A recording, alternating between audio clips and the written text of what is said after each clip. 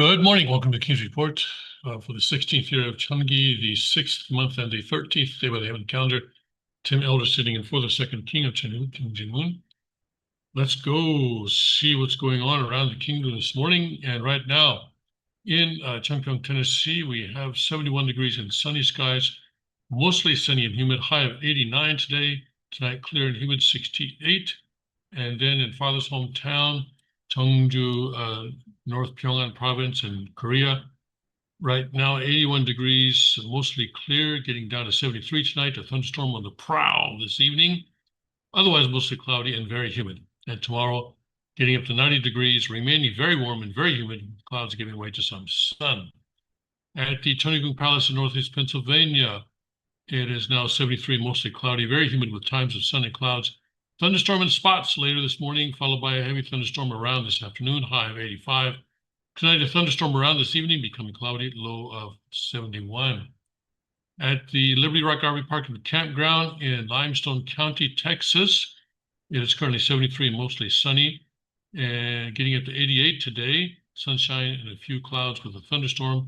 Humid, tonight partly cloudy and humid.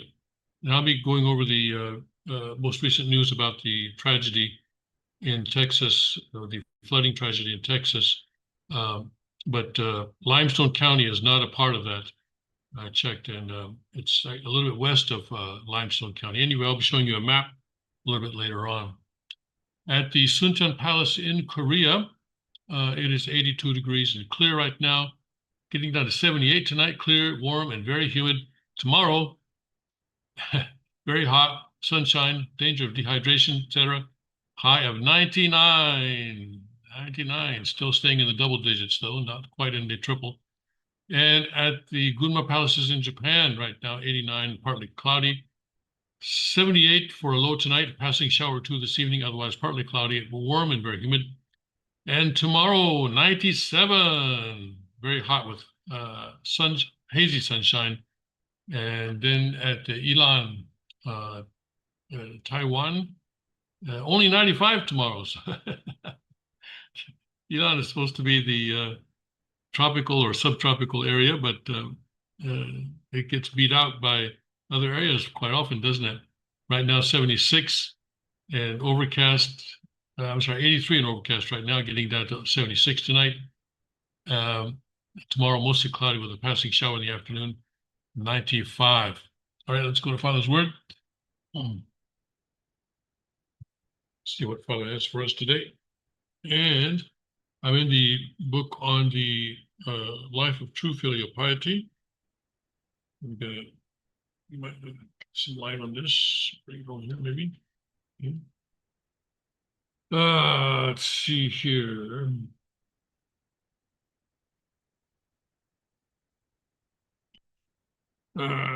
Sometimes I'm tempted to turn the page, but I think, no. This is what he gave us.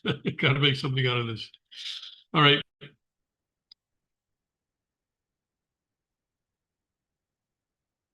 All right, here Father is speaking. When is he speaking here? He's speaking October 19th, 1978. Okay. He says Koreans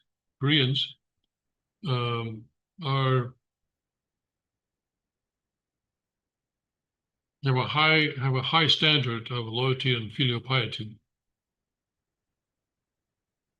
Last year, I was invited to watch the military parade on May 16th, or I'm sorry, I was invited to watch the military parade, and I was very encouraged to see the standard of the Korean military in that parade.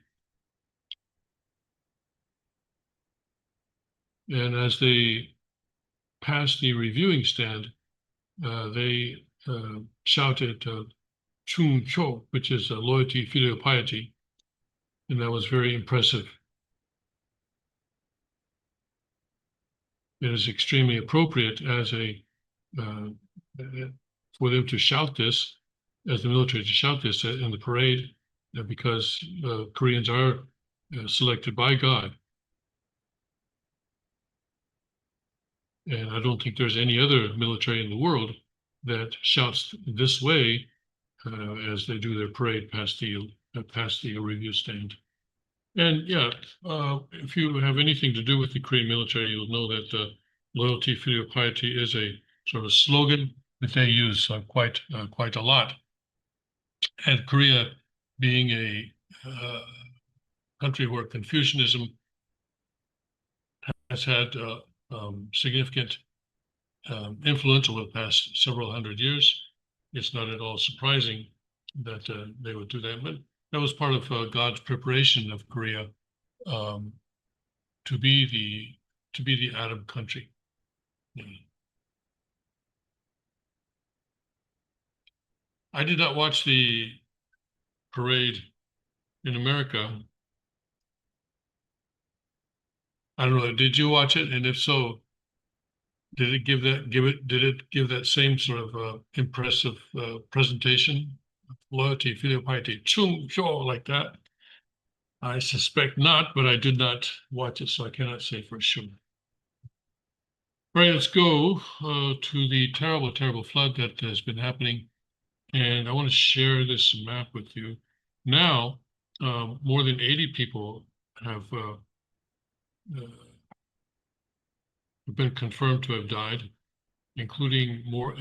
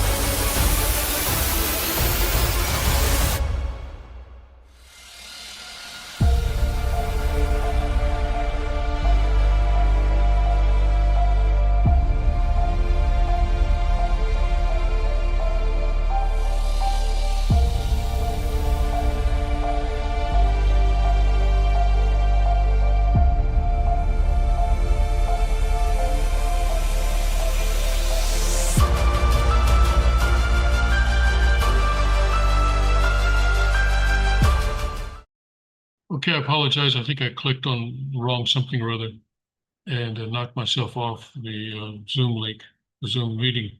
So anyway, I wanted to show you this map of the current flash flood warnings.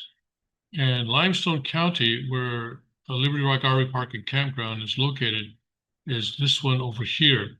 You see where I'm pointing with my cursor? It's a rectangular shaped county, except that one corner is missing there. And this is Limestone County. And then the Liberty Rock RV Park and Campground is kind of in the southwestern area of this of Limestone County. And the river system that feeds Limestone Lake, where the Liberty Rock RV Park and Campground is located, is a different river system from the one that was the Guadalupe River that is causing so much trouble right now west of Austin. As you can see, the RV Park and Campground is northeast of Austin up here. So anyway, everyone in Limestone County appears to be safe, at least from the recent rains.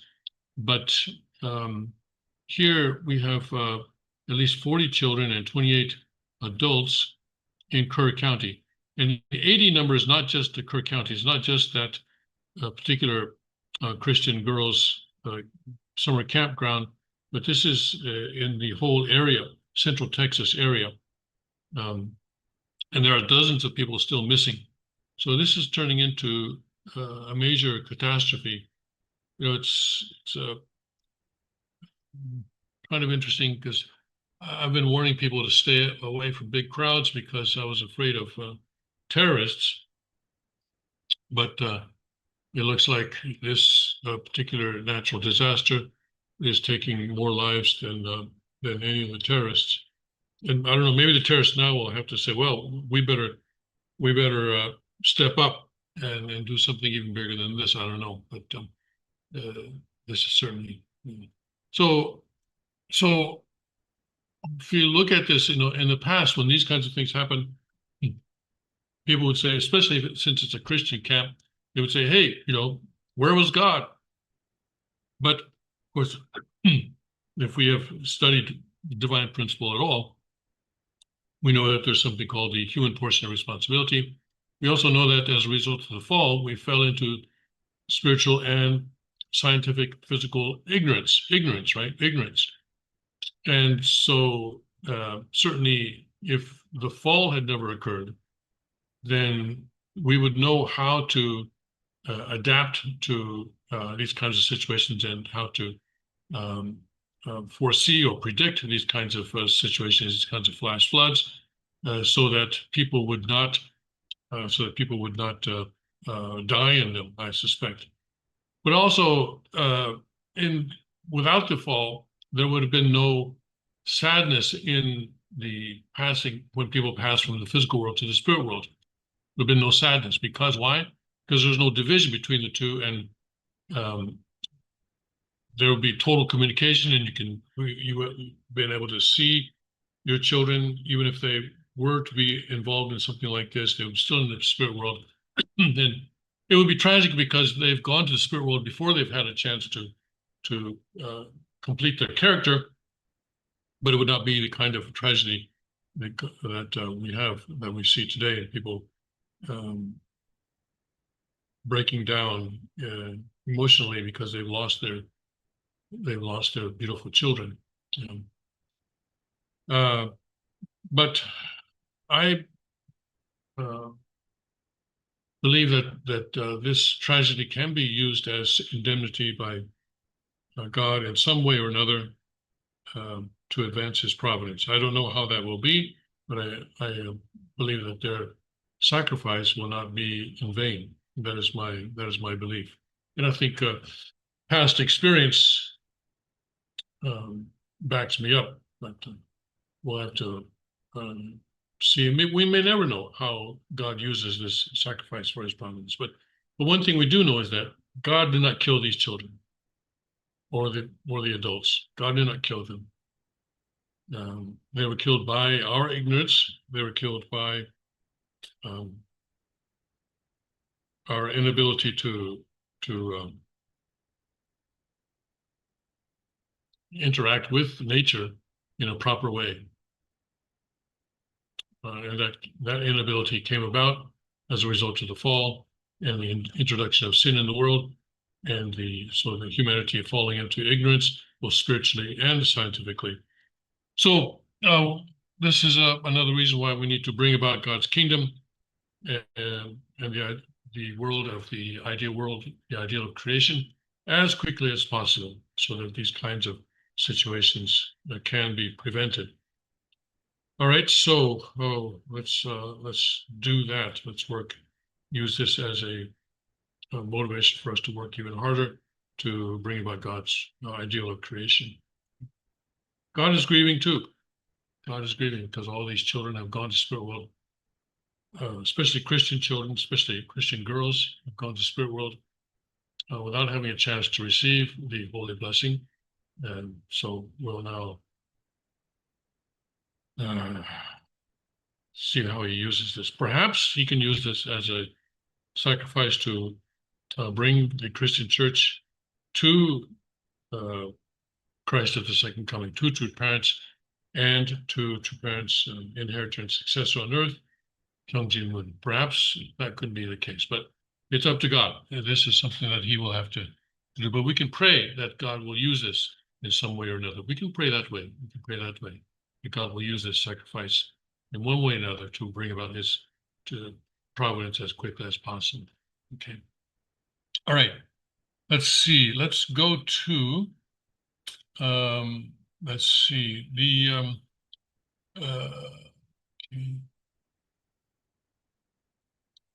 um, originally, President Trump's tariff deadline was coming up this Wednesday, day after tomorrow. Now it's been pushed back another month. And let's see what's going on with that. This is political. Oops.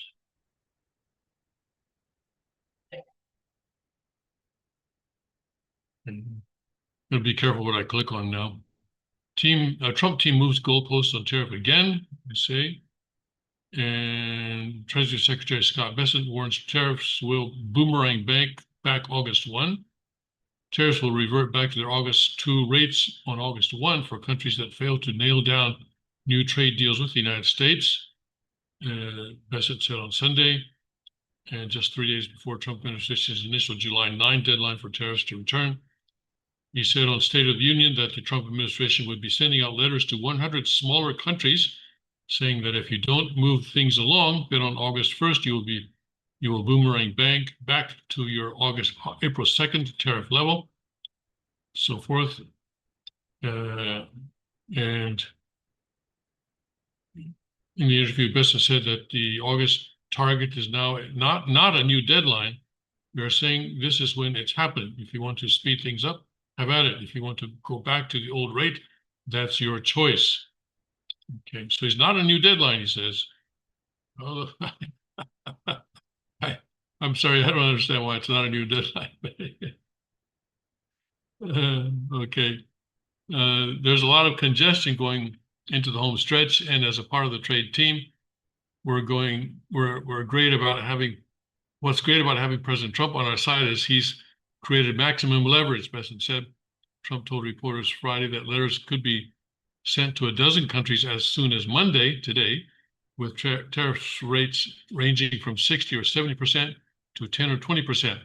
He said the fees would take effect August 1, while again, falsely claiming that foreign countries pay the tariffs, which are actually paid by U.S. importers. Well, various people pay the tariffs. So this political article is just trying to put the worst possible spin on it.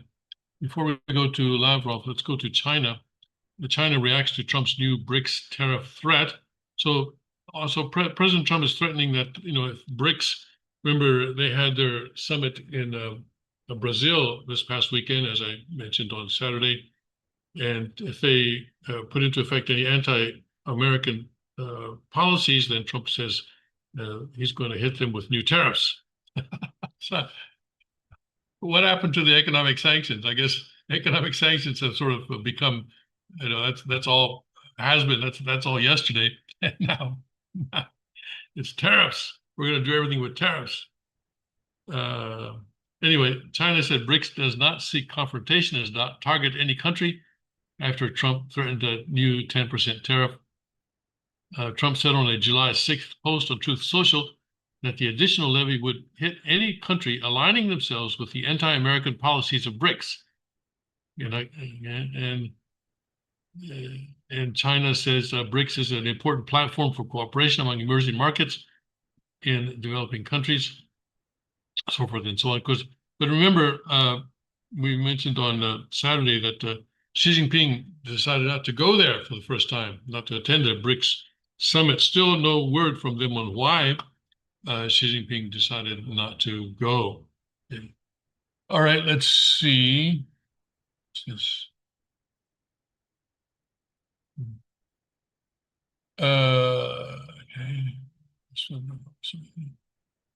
Okay. Then, okay. Now let's go to Russia and see what Russia wants. Russia's Foreign Minister Lavrov is listing the demands for peace in Ukraine. Russian Foreign Minister Sergei Lavrov has listed Moscow's demands for a peace deal that would end its ongoing invasion of Ukraine, including Kyiv's demilitarization and neutrality, international recognition of territory occupied by Moscow, and the lifting of sanctions. These provisions must be included in a legally binding agreement for peaceful settlement, Lavrov told Hungarian publication Magyar Nemzet in an interview. And U.S. President Trump is trying to broker a swift end to Russia's war, but said a recent call with Putin left him very disappointed, and he did not think Moscow wanted to end the fighting.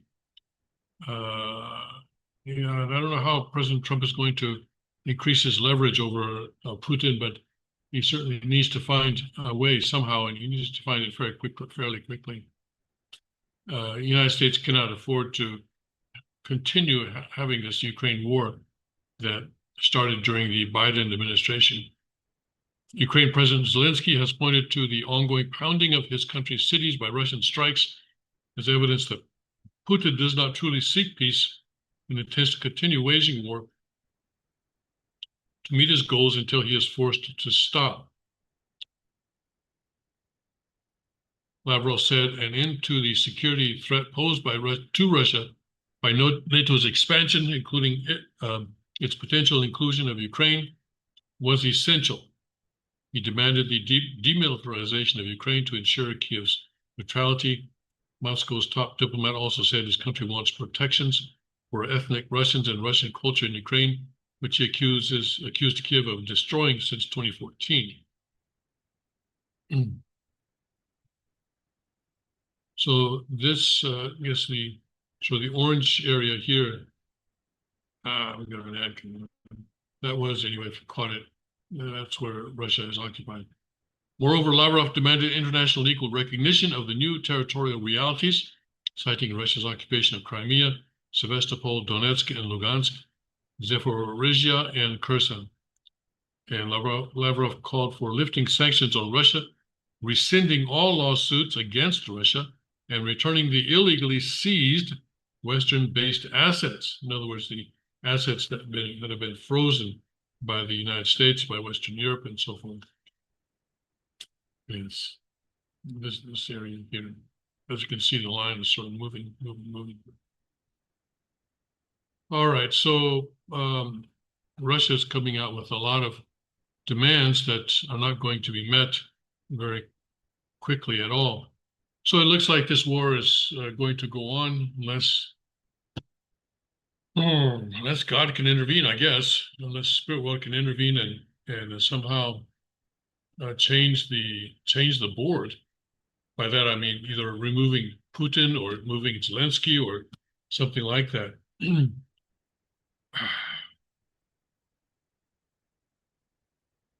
But it's really sucking. It's sucking Europe dry, which they deserve it. I have no sympathy for them, but it's also distracting the United States from China and from East Asia, and that's where the real crisis, in terms of military crisis, is developing in terms of the providence. So this war needs to stop. And if, I want to say something that people from Ukraine are going to hate, but listen, if necessary, we're going to have to sacrifice Ukraine, okay? And blame Biden's weak leadership. But I think we're coming to a point fairly soon where the United States just had to say, look, I'm sorry, Ukraine. We'll come back to you later. All right? But right now, America needs to focus on East Asia, on China, on Taiwan, on South China Sea, on the Korean Peninsula, and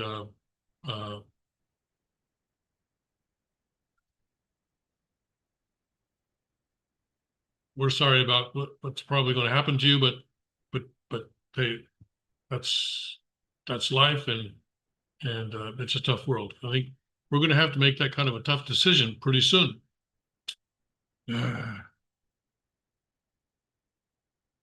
What do you think? Yes, I think that is probably the case coming up relatively soon. And of course, President Trump is not going to announce that or even hint at that, anything like that in advance. But it may be something that he's thinking about. Let's go to the Epoch Times and see. Well, let's go. Wait a second. I think I just saw a story that I might like. Okay. It's just kind of a China story. NATO chief predicts how China could set off World War III Let's not be naive about this, he says. All right, let's see how that's going to happen. World War III will erupt when Chinese President Xi Jinping invades Taiwan and tasks Russian leader and ally Vladimir Putin to attack NATO nations to keep them out of the Pacific, the defense bloc's top chief warned. NATO Secretary General Mark Rutte said it would be naive to believe that Xi's ambitions to conquer the autonomous nation of Taiwan would only involve the two countries, predicting that the war would be fought on two fronts. And North Korea may join as well. North Korea may attack South Korea so as to tie down the U.S. forces on the Korean Peninsula. That's possible too. There's an increasing realization, and let's not be naive about this. If Xi Jinping would attack Taiwan, he would first make sure that he makes a call to his very junior partner in all of this, Vladimirovich Putin, residing in Moscow, and telling him, hey, I'm going to do this, and I need you to keep them busy in Europe by attacking NATO territory, Rutte told the New York Times. Xi and Putin have touted their close relationship throughout Russia's invasion of Ukraine, with the Chinese president previously stating that their alliance has no limits. But remember, was it Saturday? Was it Friday? I think it was Saturday, wasn't it? We had that story about the possibility that Xi Jinping might attack Russia instead of Taiwan. So, there are various options on the table. We'll have to see what actually happens. Rutte's prediction that Beijing would use Moscow to distract the West echoes reports from the European Union's meeting with Chinese Foreign Minister Wang Yi last week, where the official allegedly claimed Xi cannot afford to see Russia lose the war in Ukraine. The shock revelation reportedly saw Wang drop all pretenses and describe Russia's invasion of Ukraine as a blessing that allowed focus to shift away from Beijing's looming invasion of Taiwan, sources familiar with the talks told the South China Morning Post. South China Morning Post is published in Hong Kong, and so it's under a heavy influence of Beijing, and it's a little bit suspect that they were the ones that leaked this information. In other words, it may not be true. American and Taiwanese officials predicted that China would mount its assault on Taiwan come 2027 as Beijing seeks to annex the independent country. Rutte warned that the world has also seen that a Russo-Pacific alliance can accomplish what a Russo-Pacific alliance can accomplish through the developments of war in Ukraine, which has already seen more than 12,000 North Korean soldiers deployed to assist Moscow's invasion effort. I didn't realize there was so many now. The conflict has also seen Moscow get its hands on Iranian-made drones, with the EU also accusing Chinese companies of supporting Russia's military complex. So here, the Indo-Pacific and your Atlantic are getting more and more interconnected, Rutte explained as he backed the call for NATO nations to raise their defense spending. And they're working on it, except for China. Except for Spain. Spain has said, no, we're not going to do it. We're socialist. We love everybody and everybody loves us. We're not going to raise our defense budget. We know that China has its eye on Taiwan, given this whole geopolitical setup. There's no way we can defend ourselves if we stick to this old 2%, he's added. And President Trump recently said that finally 23 out of 32 countries finally are doing the 2%. And he's pushing them to go to 5%. And even the United States is not yet at 5%. In order to curb the risk of global war, Rutte said it was imperative that NATO bolster its forces in order to scare Russia from expanding its invasion further into Europe. He also called on Western nations to unite and curb China's aggression in the Indo-Pacific, which has seen Beijing perform several large-scale military drills surrounding Taiwan. Former Russian president and top Putin ally Dmitry Medvedev slammed Rutte's prediction of World War III and mocked the NATO Secretary General on X. S.G. Rutte has clearly gorged on too many of the magic mushrooms beloved by the Dutch, Medvedev wrote. He sees collusion between China and Russia over Taiwan and then a Russian attack on Europe. But he's right about one thing. He should learn Russian. It might come in handy in a Siberian camp. Was that a threat? I think it's a threat. It might come in handy in a Siberian camp. Come on now, let's let's keep the rhetoric a little bit a little bit calmer, right? Let's not be threatening each other with Siberian camp life. All right. Oh my goodness. We get all these predictions, and it's almost kind of getting to the point where people may start saying, "Oh, come on, get it over with. What are we going to do? Go ahead and do it." Of course, we don't want that to happen. We don't want war. Maybe war between China and Russia. Maybe that might not be a bad idea, but certainly the war on Taiwan, I think, is certainly a bad idea. And I think the conditions that the king is setting right now in Taiwan may be a pretty strong defensive move against the Chinese invasion. That's my faith, my religious faith speaking. But we do know that spirit world is real, and we do know that the second king of Kyung Ji Moon right now is at the center of God's providence in the physical world. And so what he's doing in Taiwan certainly has an effect. And I think it behooves us to support that ministry in any way that we can. And praise God for what he is doing, what God is doing, and we'll see. And that would be interesting if we're able to, when I say we, everybody on God's side is able to deflect the possible invasion against Taiwan northward, deflect it not against Taiwan but against Russia. That would be an incredible victory. That would be a major victory for God's providence, I believe. So let's see. I'm not praying for war in any sense, but I'm just saying that could happen. All right, let's go now to, where was I going? I was going to Epic Times, wasn't I? Okay, let's go to Epic Times. All right, let's see. Now they're leading with the Texas situation. Death toll from Texas floods rises to 82, including 28 children. Well, we had 40 children in the other article. Okay. And let's see, major disaster declaration on Texas flooding. But this, of course, is the whole sort of what they call hill country in Texas. Texas is very large, and so they have different regions. And the region where this is occurring is called hill country. There in the background, you can see a hill, right? Okay. All right, and then Trump threatens BRICS aligned nations with 10% tariff. And Bessent says tariffs will boomerang back to April levels by was one for countries without deals. Okay, we've seen all of that. And Hong Kong sends aircraft carrier to Hong Kong amid rising maritime tensions.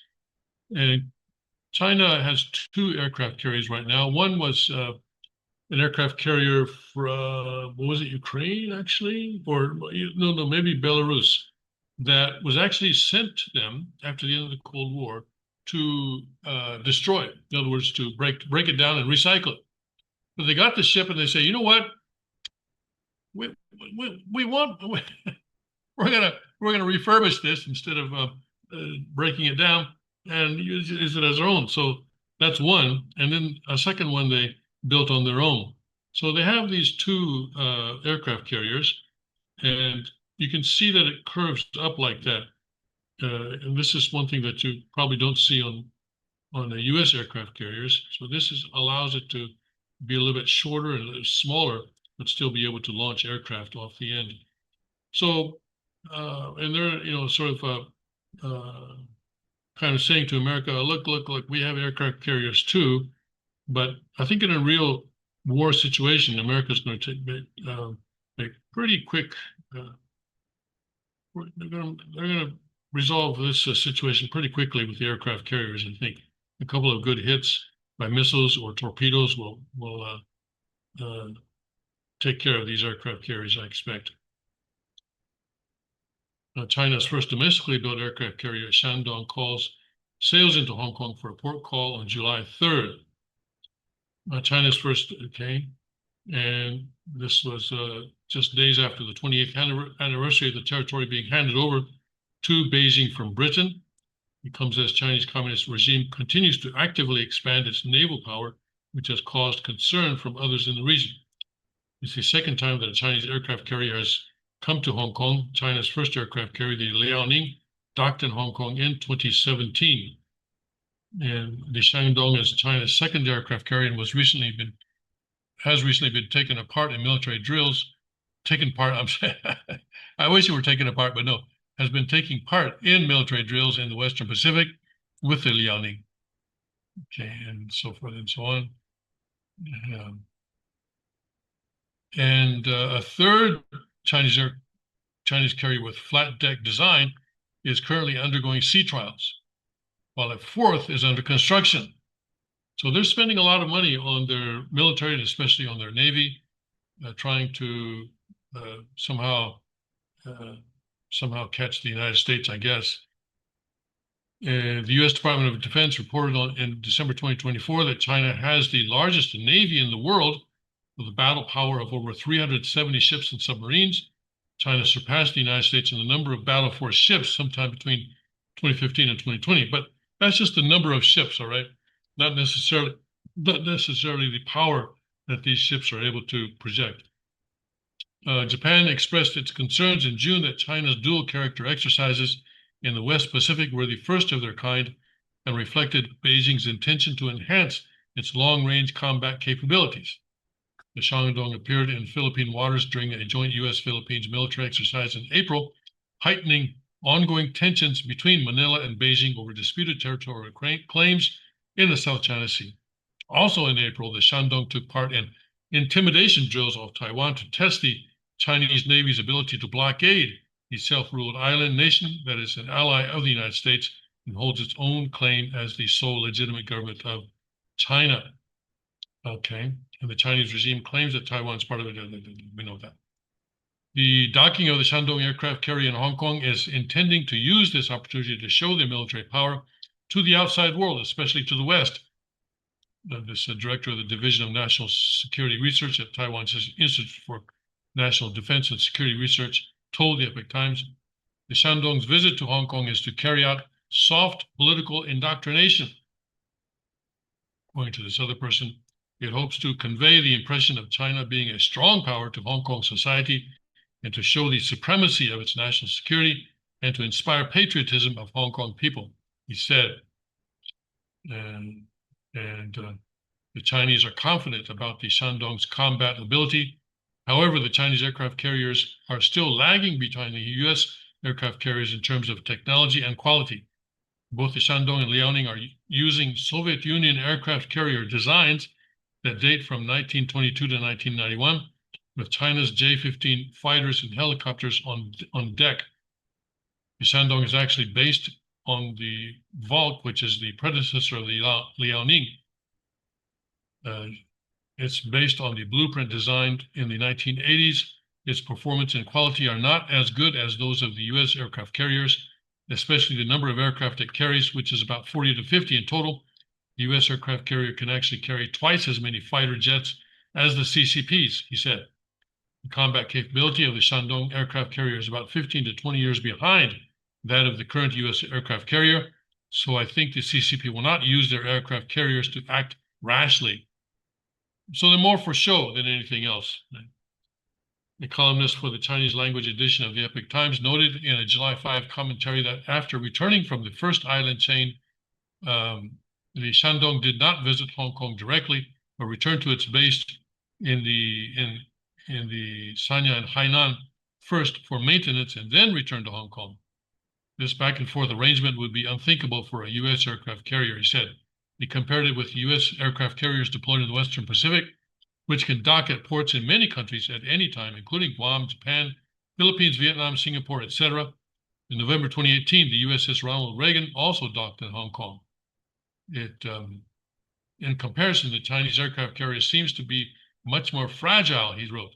After a short period of long-distance drill, it has to return to its home port for repairs and cannot dock directly in Hong Kong, which also reflects the gap in combat readiness levels. So this is Sanya.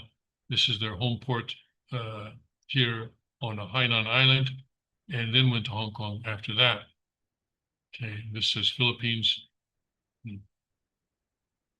Shenzhou added that the Chinese aircraft carrier does not dare to replenish in Hong Kong, maybe for fear of security issues.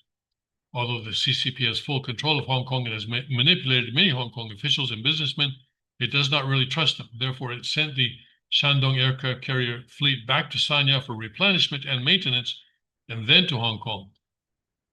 Analysts also noted the supply issues for Chinese aircraft carriers, especially during battle, as China doesn't have a base along the first or second island chains. If a war breaks out, the Shandong aircraft carrier fleet can only travel back and forth between Sanya or obtain supplies through supply ships, and its combat capability will be severely limited. Both of them are traditional powered aircraft carriers. In other words, they're not nuclear powered. Their fuel runs out after about 7 days of sailing, so it must rely on fuel supply ships to refuel. Relying only on supply ships is a fatal weakness because as long as Taiwan, Japan, and the United States destroys its supply ships, the aircraft carrier will lose its supplies and become more vulnerable on the sea. Yeah, won't be able to go anywhere. All right, that's enough for that. So anyway, they put their aircraft carrier in Hong Kong for us to look at and be impressed. So let's be impressed. All right, let's see. Center tribute to former premier fuels speculation of CCP infighting.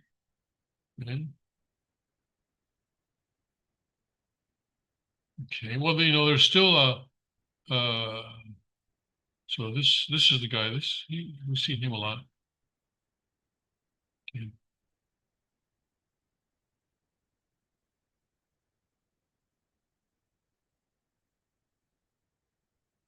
Okay, so this was he died in 2023 unexpectedly from what the regime claimed was a sudden heart attack while visiting Shanghai. Okay.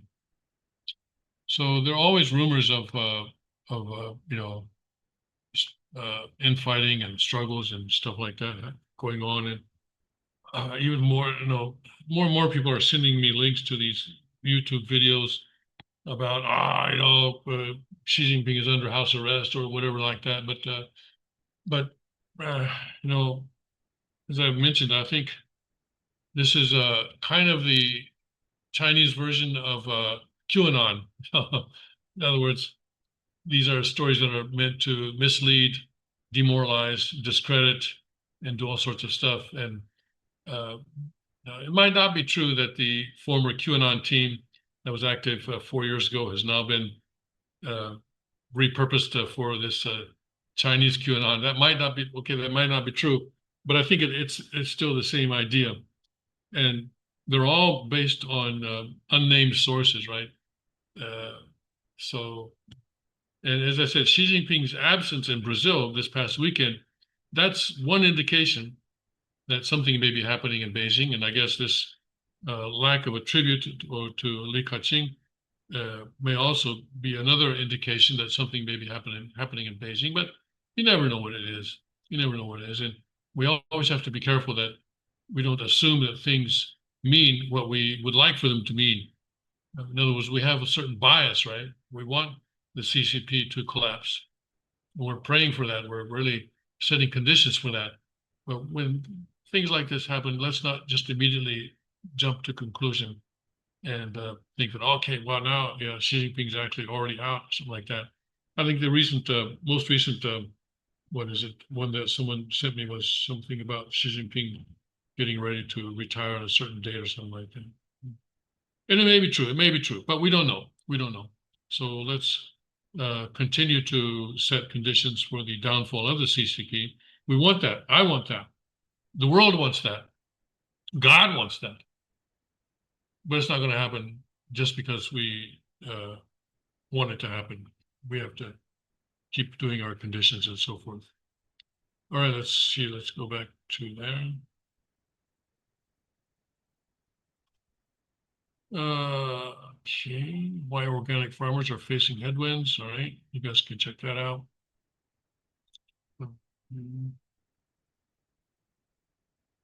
Trump says Musk has gone off the rail. Oh yeah, it's Musk during the weekend actually went ahead and declared that he's forming a new party, and I've already talked about this in previous King's reports. And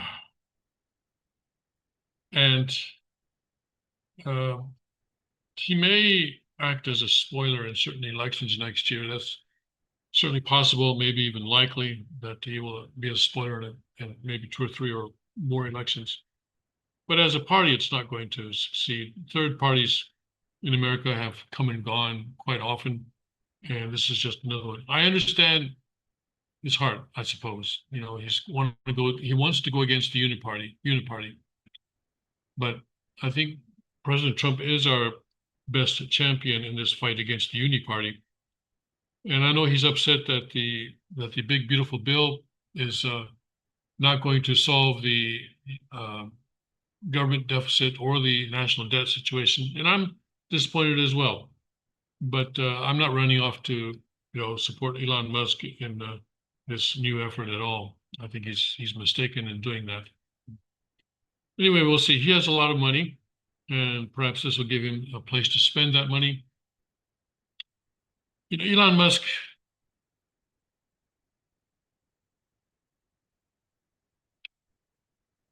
I think we're looking for people that, my expression is, God has His hand on certain people. Okay, and well, for example, the second king of Chernobyl, God is guiding certain people, and the second king, of course, is the prime example of that. But also Donald Trump is an example of that. And there's some other people as well. But Elon Musk, I think, is not one of those. And why do I say that? Because it's he lacks shimjong. Shimjong, of course, is a Korean word that we use in our faith community, and we define it as a irrepressible impulse of the heart to invest love in an object partner so as to experience love and joy. He lacks shimjong. In other words, he lacks, to put it more simply, he lacks love, I would say.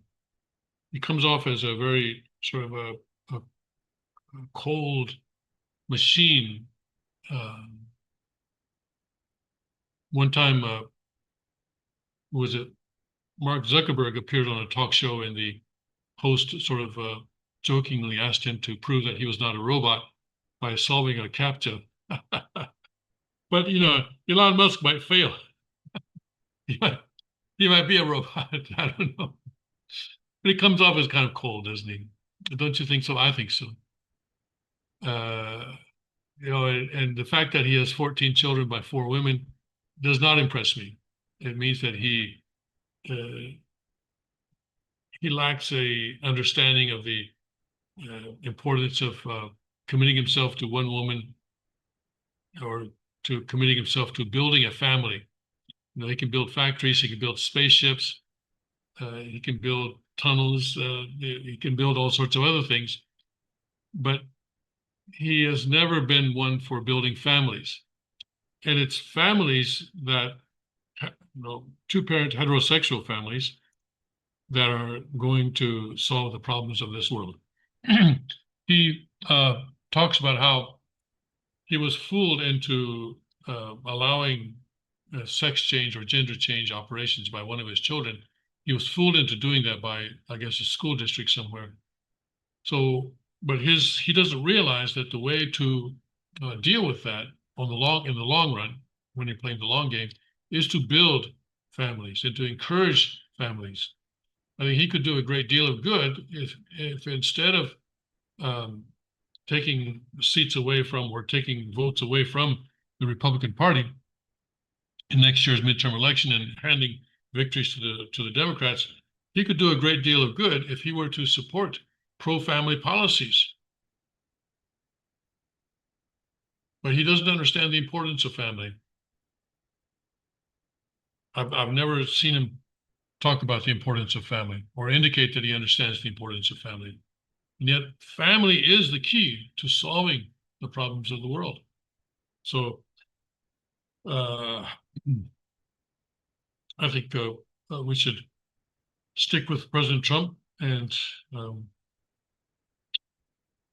pray that God can continue to guide him, and that he can and that he can listen to God's guidance. And he says, when it comes to bankrupting our country with waste and graft, we live in a one-party system, not a democracy. Musk wrote on July 5 on X, the social media company he owns. Today, the American Party is formed to give you back your freedom. And this, unfortunately, is going to appeal to some MAGA people, some libertarians especially, and it's unfortunate, but it's counterproductive because it's just going to it's just it's a gift to the Democrats. And he says, it's all uni-party anyway, so I don't care. Well, uh, look at who's running for mayor of New York. All right. No, listen, uni-party, yes, but definitely we're better off with President Trump than we would have been with Kamala Harris. And we're better off with having a Republican majority of the House than we are if Hakeem Jeffries becomes the Speaker of the House, right? We're better off that way. So come on, Elon, knock it off. Yeah. The formation of new political parties is a common occurrence, but they generally struggle to pull any significant support away from the Republican and Democratic parties, which have dominated U.S. politics for more than 160 years. So forth and so on. All right. Well, yes. It will be. I have to hope for their failure because Elon's success on this, and he could spend a whole bunch of money. He has money. Also, he has X, right? So he could potentially influence some people to move away from the Republican Party and either not vote at all or vote for his party, and that would just be a gift for the Democrats. Okay. All right, let's see. China also issues high flood alert for north and western regions. All right. Okay. And let's see here. Indonesian volcano erupts. Aircraft carrier to Hong Kong. And California fireworks warehouse. And see, okay. Right. I think that's about it for EU, right? Yeah. Okay, OPEC Plus to ramp up oil output in August. That may bring oil prices down. Hot weather conditions caused a deadly flash flood in Texas. Okay. All right, yes. Flash floods are dangerous because it may not be raining in the area where you are, but it's raining upstream and the wall of water just comes down whoosh like that. It's a terrible, it can be quite dangerous. All right, let's see. Let's go to Breitbart. See what's going on there. Germany moves to restart deportations to Syria, starting with criminals. Okay. And then Netanyahu's in DC. Anti-immigration protests erupt in Mexico. I think, though, this is protesting Americans coming to Mexico, isn't that right? Respect my culture, yeah. So they protest against immigration and gentrification erupted in Mexico over the weekend with angry residents expressing outrage over rising expenses and cultural degeneration.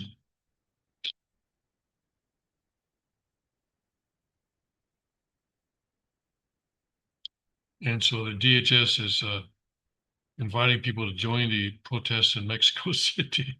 Okay. All right. Okay. All right. Let's see here. And Scott Bessent trashes Larry Summers for politicizing Texas flood. Yeah, and yeah, the Democrats, of course, anything like this happens, their knee-jerk reaction is to blame President Trump, but President Trump did not cause it. And see, Israel pounds the Houthis in Yemen after yet another missile intercepted. And see, Phallic New York City sculpture astounds and offends and sprays. Let's not go to New York City. Oh my goodness. Okay. Houston Texans. Texans is what are they? They're a can't remember, football or basketball. I've lost touch. I think they're football, aren't they? Or yeah, or is it Texas? Is it baseball? I can't remember. I'm sorry. Anyway, it's a sports team. $500,000. Good for them. I need to get back to the real world. All right. Blames Trump for causing Texas flooding, put the U.S. in so much danger. Okay. Right.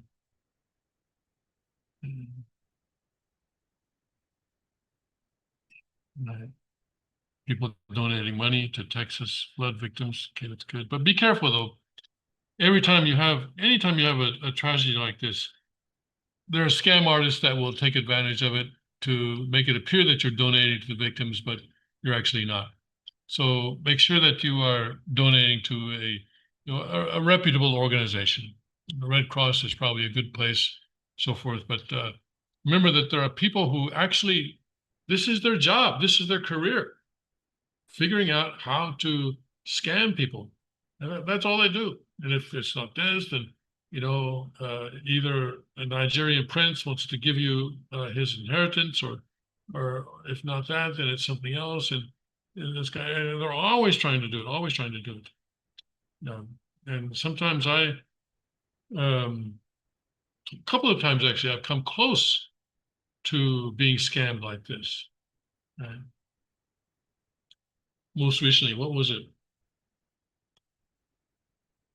I can't remember, but anyway, so if you get one of these phishing emails, then report it to Google or whatever, and make sure make life a little bit more difficult for them.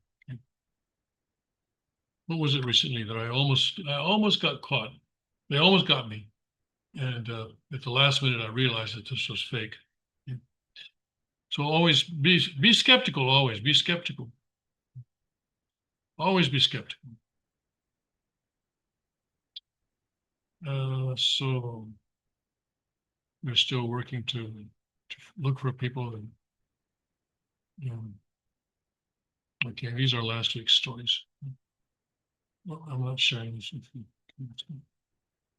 you again. Okay, so that's pretty much it for Breitbart. Let's take a Newsmax. Take a look at Newsmax.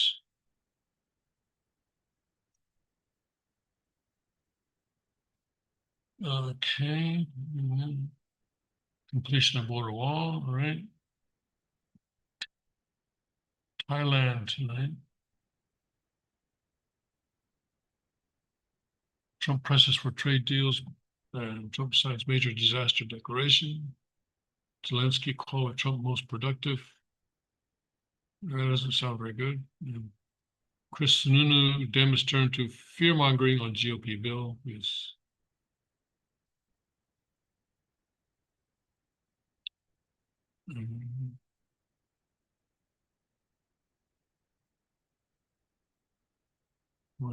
Texas faces more floods as death toll hits 82.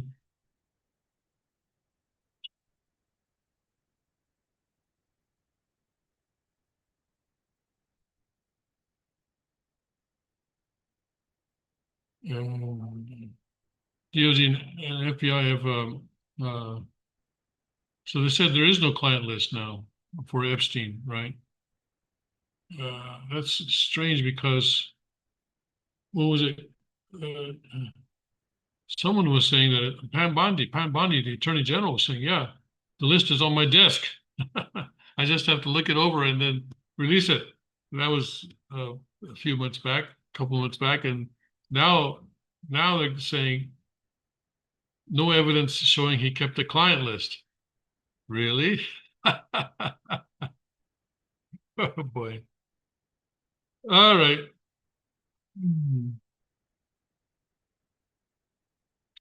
The administration will release a video that it says indicates no one entered the Manhattan prison area where the convicted sex offender and disgraced financier was being held the night he died in 2019.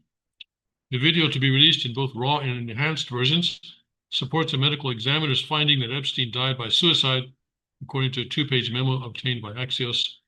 The FBI enhanced the relevant footage by increasing its contrast, balancing the color and improving its sharpness for greater clarity and viewability. The Bureau repeated what FBI Director Kash Patel and Deputy Director Dan Bongino said in May when they were in agreement. The sexual predator killed himself on August 10th, 2019 in Manhattan's Metropolitan Correctional Center.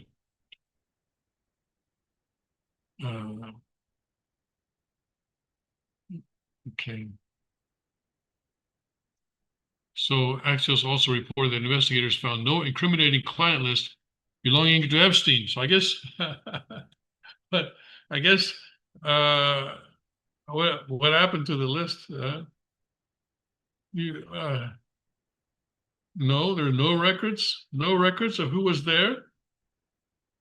The DOJ and FBI say no further disclosure of Epstein-related material would be appropriate or warranted, with much of the material pertaining to child sex abuse, details of victims, and information that would expose innocent individuals to allegations of wrongdoing.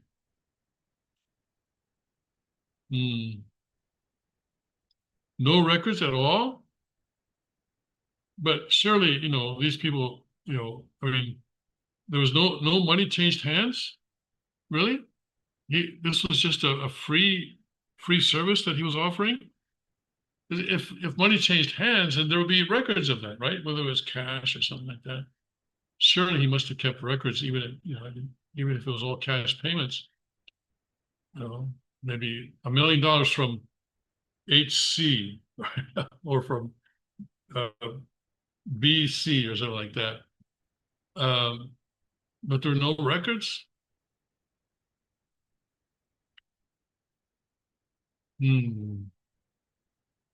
What shall we say? What shall we say? This is Kash Patel and Dan Bongino saying this to us. All right, well, hey, listen, by and by, when the morning comes, when all the saints of God are gathered home, then we'll tell the story of how we overcome. And, in the spirit world, Father says there's a record. You can go there and you can check out it used to be video, but they've probably digitized all their videos by now. Anyway, it's on digital format somewhere. Okay. When he was first saying that, they were, tapes were the norm, but I'm sure they're on digital form by now. All right, let's see here.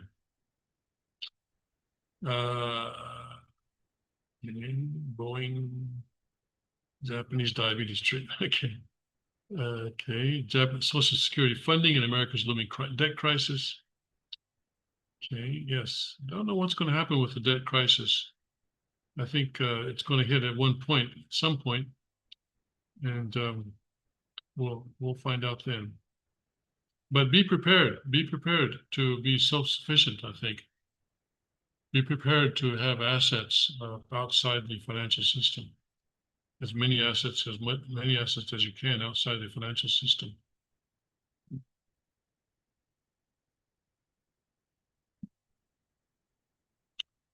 And let's see here.